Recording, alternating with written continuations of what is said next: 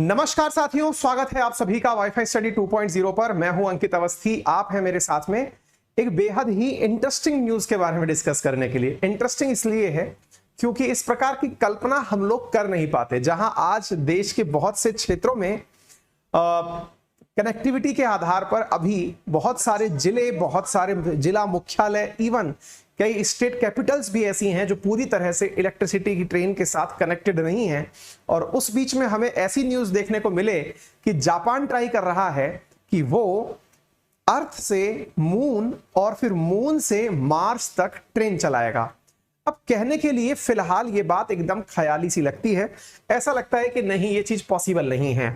कारण भी बहुत अच्छा स्पष्ट है कि ट्रेन की पटरी कहां डालोगे। ये बिल्कुल वैसी स्थिति है कि अगर कोई हमसे आज से 100 साल पहले कहता कि इंसान हवाई जहाज में बैठकर उड़ेगा तो शायद ही कोई कल्पना कर पाता। लेकिन आज इंसान बहुत अच्छे से किसी एक कॉन्टिनेंट से दूसरे कॉन्टिनेंट के बीच में आसानी से आवागमन करता है। यदि हम इसी प्रकार 100 साल पहले की कल्पना करें तो शायद ही किसी ने कभी सोचा होगा कि जो चंद्रमा दिखाई हमें देता है वहां कभी इंसान अपने कदम रखेगा। और अगर थोड़ी और बात करें तो वर्ष 2025 तक इंसान वहां रहने लगेगा। तो चूंकि आज से 100 साल पहले की कल्पनाएं अब साकार होने लगी हैं, तो इसी आधार पर हम ये कह सकते हैं कि ऐसे ही विजनरी या फिर दूरदृष्टि वाले लोग होते होंगे जो इतना आगे का सोचते होंगे।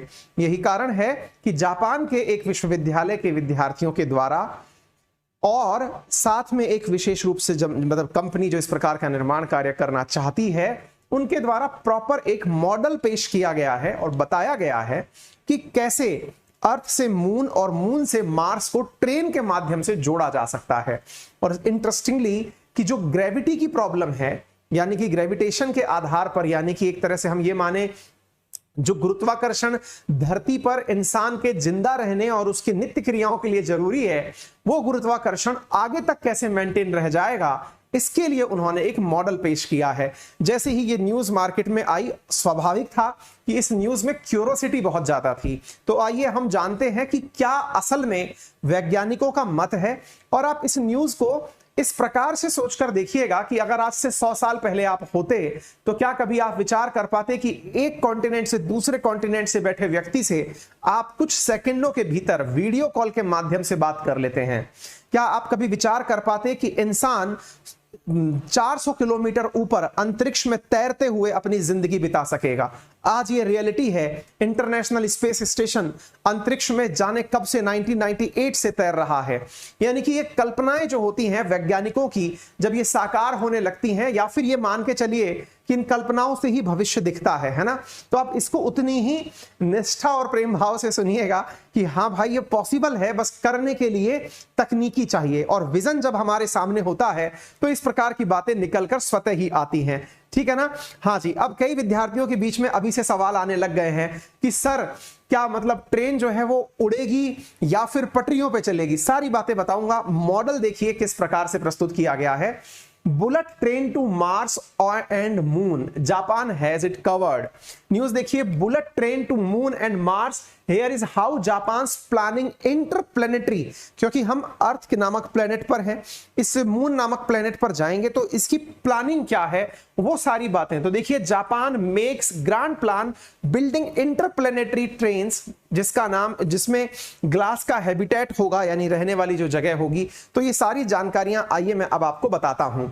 देख करके ये बिल्कुल फिल्मी सा दृश्य लगता है कि हाँ यार, ये कैसे पॉसिबल होगा। लेकिन आइए मैं आपको कुछ बातें तथ्यात्मक रूप से बताता हूं। जैसे हम बात करते हैं इंडिया की, तो इंडिया के जो बड़े शहर हैं उनकी यूनिवर्सिटीज, जैसे अगर हम दिल्ली यूनिवर्सिटी की बात करें, है ना, या लखनऊ यूनिवर्सिटी की बात करें, पटना की बात करें, सब यूनिवर्सिटीज अपने आप में काफी खास होती हैं, काफी अच्छा रिकॉग्निशन होता है। राजस्थान यूनिवर्सिटी, राजस्थान की बात करें, ऐसे ही जापान की एक यूनिवर्सिटी जिसका नाम है क्योटो यूनिवर्सिटी, उस क्योटो यूनिवर्सिटी ने काजिमा कंस्ट्रक्शन नाम की कंपनी के रिसर्चर्स के साथ मिलकर इस प्रकार की आर्टिफिशियल स्पेस हैबिटेट वाली, यानी कि भाई ऑब्वियस सी बात है कि घर निर्माण जो है वो धरातल पर तो कर नहीं पाएंगे, क्योंकि इतना दूर तक आप जाएंगे तो कैसे करेंगे, तो स्पेस में ही हैबिटेट का निर्माण होगा।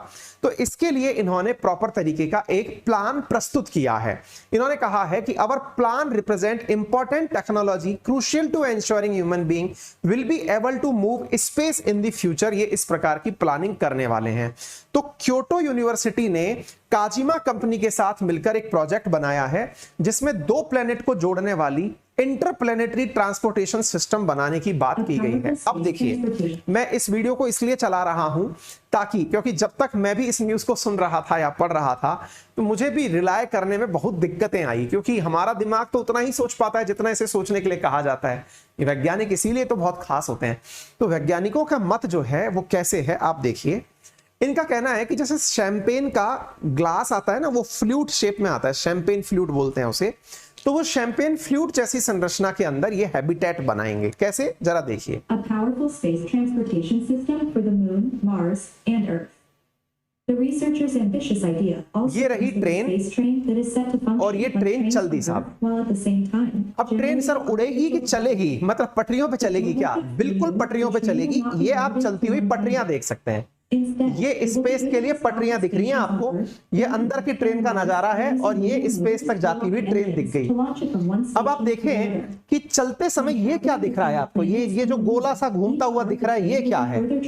ये असल में ट्रैक का रूट है। मतलब ये इस प्रकार से इस गोले की वजह से इसके राउंड राउंड चक्कर लगाती हुई ऊपर जा रही है। ये बिल्कुल यूं समझ के चलो आप, जैसे अपन कई बार देखो एक प्लेनेट से लेके दूसरे प्लेनेट के बीच में ये इस प्रकार का ट्रैक पकड़ के निकलेगी। आप इसको यूं देख सकते हो, ठीक है। मतलब कहने का अर्थ ये है, आपने कभी किसी उसमें क्या बोलते हैं यार उसको, मेले के अंदर मौत का कुआं देखा है? मौत का कुआं से मतलब जिसमें एक मोटरसाइकिल से आदमी चारों तरफ चक्कर लगाता हुआ ऊपर तक आता है, कुछ वैसी ही प्लानिंग है। देखिए शैंपेन फ्लूट जैसा, सरल रूप से यूं समझिए, एक ट्रेन है, पटरियों से चल रही है, शैंपेन फ्लूट जैसे इन्होंने हैबिटेट बना दिया। हैबिटेट मतलब रहने की जगह बना दी मून पर और मार्स पर। अब इन शैंपेन हैबिटेट नामक जो जगह हैं, यानी जैसे दिखने वाली जो जगह हैं, यहां से ट्रेन चलेगी। वो रोड मैप मैंने आपको दिखाया कि वो कैसे अपने आप का रास्ता बनाते हुए और फिर दूसरी जगह शिफ्ट होगी।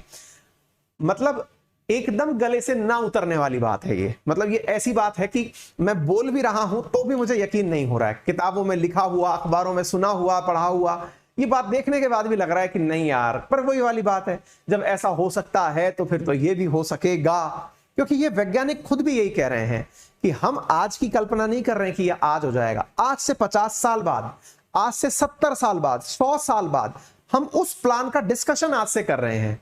क्योंकि सोचना तो पड़ेगा। सोचना क्यों पड़ेगा? क्योंकि 2025 में नासा का आर्टेमिस मिशन इंसानों को चंद्रमा पर रखने के लिए ले जा रहा है। यह तो आप सबको मैंने कई बार बताया है। नासा अपना एक ऐसा मिशन बनाकर, यानी अमेरिका की जो अंतरिक्ष एजेंसी है, वो अपने द्वारा इंसानों को फ्लाइट में भर करके ले जा रहा है अंतरिक्ष पे। और वहां पे मतलब कहां ले जा रहा है? मून पे, मिशन आर्टेमिस के नाम से, और लगभग 6 महीने तक वहीं रखेगा। इसी बीच में चाइना ने और रशिया ने भी हाथ मिला लिया, कोलैबोरेशन कर लिया। उनने भी कहा हम अपना लूनर मिशन चलाएंगे, उसमें भी हम बगल में जाके रहेंगे। यानी कि फ्लाइट्स के माध्यम से मून पे रहने का सपना तो आने वाले समय में साकार होने वाला है। और अगर आपको याद हो तो एलन मस्क का तो सपना है कि इस जीवन में मैं ऐसे सपने, ऐसी फ्लाइट्स चलाऊंगा कि लोग मार्स से अप डाउन करेंगे। ये मैं आपको ऑलरेडी पढ़ा चुका हूं। और ये एलन मस्क भी जिंदा है, उसका वो प्रोजेक्ट जिसके माध्यम से वो ये सपना देख रहा है वो अपने अंतिम पड़ाव में है। यानी कि बिल्कुल कभी भी वो लॉन्च करने की स्थिति में है, सीधा लैंडिंग मार्स पर, यानी कि मार्स तक की यात्रा कराने के लिए वो तैयार है। यानी ये चीजें तो अब पॉसिबल हो सकती हैं, ये चीज तो समझ में आ रही है। लेकिन हमको क्या लग रहा है ना, पटरियां टेकोगे कहां? आप और मैं जहां जाके अटक रहे हैं कि साहब पटरियां टेकोगे कहां? फिर कुछ बुद्धिमान कहेंगे पटरी टेकने की क्या बात है, पटरी मान लो तान दी, भाई खंबे भी तो तनते हैं, तान दी साहब, ऊपर से बांध दी, नीचे से तान दी। लेकिन साहब ये तो चारों तरफ चक्कर लगाता है ना जी, मून, मार्स भी चक्कर लगाता है, अर्थ भी चक्कर लगाता है, सब घूमते घूमते हैं, तो पटरियां चलेंगी कैसे? फिर कईयों के दिमाग में आएगा कल को कोई हवाई जहाज अड़ गया उसमें तो क्या होगा। फिर किसी के दिमाग में आएगा यार फिर चलो मालती चलती चलती रास्ते पर कभी तूफान आ गया, पटरी गिर गई तो क्या होगा। तमाम आपके दिमाग में क्वेश्चंस आ सकते हैं, लेकिन जो वैज्ञानिकों ने कहा है भैया मैं वो बात बता रहा हूं, मेरा इसमें कोई इनपुट नहीं है, है ना, मैं न्यूज पढ़ के समझा रहा हूं, बस इतना समझ लो, बाकी भाई मेरे भी ऊपर से ये न्यूज वैसे ही गई जैसे आपके साथ जा रही होगी, ठीक है। अच्छा, इसके बाद में ये कहा गया है कि बिल्कुल मैगलेव ट्रेन की तरह चलाएंगे इसको। मैगलेव ट्रेन बोले तो मैग्नेट के साथ में जो ट्रेन चलती है ना, आपको बताऊं मैं आपको, जर्मनी में और चीन में मैगलेव ट्रेन का कल्चर है। उसमें क्या होता है कि ट्रेन पटरी पर नहीं चलती है। फिर आप कहेंगे गुरुजी थोड़ा आज सुबह सुबह ही आपका मूड खराब हो रखा है क्या, पटरी पर नहीं चलती है का मतलब क्या है? पटरी से मैग्नेटिज्म जो पैदा हुआ, उस मैग्नेटिज्म से जो ट्रेन है उन दोनों का मैग्नेट एक दूसरे को रिपेल करते हुए थोड़ा अधर उठा के चलता है। मैगलेव बोला ही इसलिए गया क्योंकि वो मैग्नेट ओरिएंटेड है, इलेक्ट्रोमैग्नेटिक की वजह से चलती है। कभी बचपन में आपने वो देखा है, अपन मैग्नेट से खेलते थे तो एक मैग्नेट ले लिया और उसके ऊपर दूसरा मैग्नेट रख दिया, दूसरा मैग्नेट का जब सेम पोल आमने सामने करते थे तो वो एक दूसरे के टच नहीं होता था, अपन ऊपर अधर घुमाते थे उसको, है ना। बिल्कुल उसी अधर अधर में ही अगर कोई ट्रेन चला दे तो घर्षण मिनिमम होता है, यानी रिपल्शन मिनिमम होता है, और वो चीज पॉसिबल है। ये ट्रेन चलती है आज भी, है ना, आज भी इस प्रकार की ट्रेन चलती हैं। और पॉड ट्रेन का जो कल्चर था, जो लाने की संभावनाएं थी, इंडिया में भी आने की बात हो रही है, वो सब इसी प्रकार के कंसेप्ट पर चलती है ताकि बहुत तेज गति से निकल सके। तो ये लोग भी यही कह रहे हैं, हम मैगलेव कल्चर पर अपनी ट्रेन लेकर के आएंगे और उसी तरह से इस चीज को ऊपर तक लेकर जाएंगे, है ना। इन्होंने बकायदा पूरी बातें बता दी हैं, कैसे कैसे होगा, क्या होगा।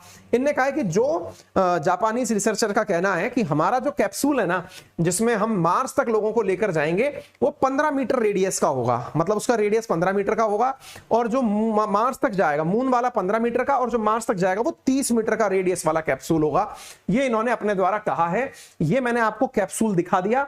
इस कैप्सूल के अंदर रखते हुए अब ये लोगों को कैसे लेके जाएंगे भैया ये जाने, लेकिन इसके अंदर ये बता रहे हैं कि पूरी तरह से पेड़ पौधे घर वर सब लगाएंगे।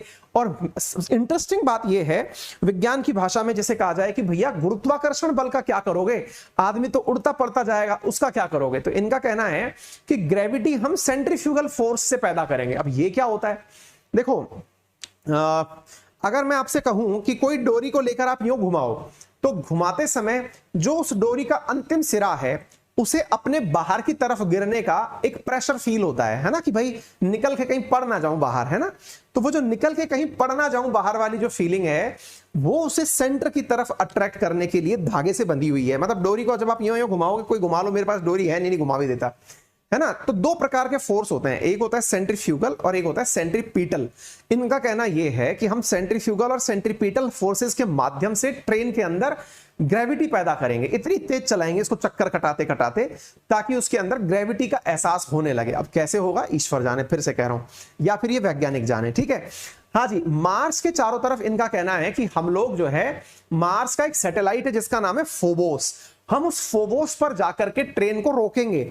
यानी कि ये मार्स के सैटेलाइट पर, जैसे अर्थ का सैटेलाइट कौन है, नेचुरल सैटेलाइट मून, ऐसे ही मार्स का सैटेलाइट फोबोस, हम वहां जाकर के अपनी ट्रेन को रोकेंगे, ये इनका कहना है। अर्थ पर जो स्टेशन होगा उसका नाम भी डिक्लेयर हो गया है ना। जैसे आपके स्टेशनों के नाम होते हैं अलवर स्टेशन, जयपुर जंक्शन, ऐसे ऐसे इन स्टेशनों का नाम भी डिस्कस हो गया। इसका नाम है टेरा स्टेशन, अर्थ वाले का टेरा स्टेशन नाम रखा गया। और उन्होंने कहा है कि जिस प्रकार से इंटरनेशनल स्पेस स्टेशन अभी अंतरिक्ष में उड़ रहा है, ऐसे ही टेरा स्टेशन होगा जो अंतरिक्ष में उड़ेगा। तो आप में से कई लोगों की तो समस्या दूर हो गई, अर्थ से सीधा जाएगा या फिर टेरा स्टेशन से जाएगा। तो यहां पर आंसर आ चुका है, टेरा स्टेशन से जाएगा। यानी कि जहां आपकी फ्लाइट आंधी तूफान नहीं पहुंचते, वहां एक स्टेशन बनाया जाएगा। अब थोड़ा सा रियलिस्टिक सा लगने लगा है। क्यों? क्योंकि अर्थ घूमती है, अर्थ के ऊपर जो हमने कहा कि अर्थ से लगभग 400 किलोमीटर ऊपर आपने एक स्टेशन बना दिया, जैसे इंटरनेशनल स्पेस स्टेशन है, ऐसे अगर आपने कुछ बना दिया वो ज्यादा बढ़िया रहेगा। तो यहां पर उस टेरा स्टेशन की बात हो रही है कि हम टेरा स्टेशन बनाएंगे जहां से हमारी फ्लाइट ऊपर निकलेंगी, ठीक है ना। ट्रेन का नाम भी जान लो, पता चले कि किसी मतलब नेताजी ने, जैसे गतिमान एक्सप्रेस या कोई एक्सप्रेस आती है, ऐसे इसका नाम है स्पेस एक्सप्रेस। ट्रेन जो चलेगी उसका नाम होगा स्पेस एक्सप्रेस, ठीक है। और शैंपेन की जो फ्लूट होता है ना, वैसी इसकी स्ट्रक्चर का हैबिटेट बनाया जाएगा। ये मैंने आप लोगों को यहां पर बता दिया है, ठीक है। अच्छा, और जो पोस्चर है उसको द ग्लास नाम दिया गया है, ये मैंने आपको बता दिया। ग्लास जैसी संरचना आप देख लो, इसी के अंदर हैबिटेट बनाएंगे ये, कि भाई इसी में डले रहेंगे सब लोग। देखने को तो ये ग्लास जैसी संरचना है। But how well they tackle the issues of gravity in space is not always clear. Now, researchers at Kyoto University have joined forces with contractor Kojima Corporation to develop gravity-defying habitats, required for use on the Moon and Mars, complete with their own transportation system. A never-before-seen plan for viable space habitats.